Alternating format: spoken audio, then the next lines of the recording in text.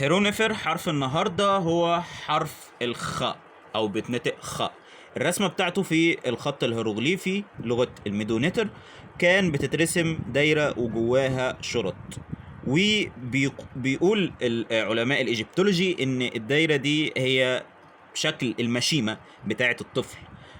وكان الترانسليتريشن بتاعه الاتش وتحتيها 7 او قوس، يعني ممكن تلاقيها اتش وتحتيها قوس، وبتتنطق خ. وطبعا ده بيشابه حرف الخاء في اللغة العربية. وطبعا زي لو انت متابع الفيديوهات اللي فاتت هتعرف في حروف الجيم والحاء بنرسمهم ازاي، فهتتوقع حرف الخاء ممكن نرسمه ازاي في خط فيلو. بنرسم الخاء جواها او معاها دايرة، وبنحط جواها 4 شرط، 4 شرط بس، وبنحط فوق النقطة بتاعة الخاء.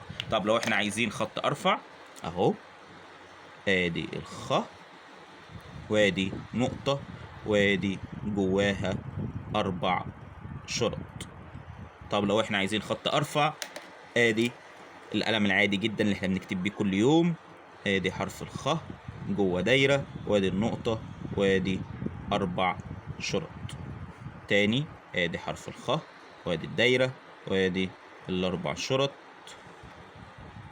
وادي النقطة. لو احنا مثلا عايزين نكتب كلمة خط، طبعا احنا عارفين المصري القديم ما كانش عندهم نطق الطاء اللي هي الت التقيلة، ف هنستخدم الت اللي هي بتنطق برضو طاء عادي جدا.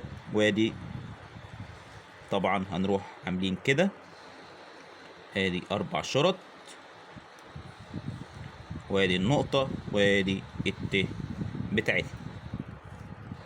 بس ودي كانت حلقة النهاردة. متنساش تعمل لايك وشير عشان ده فعلا بيساعد، وتقولوا لنا رأيكم في الكومنتات. ياو ماكي امحوتي.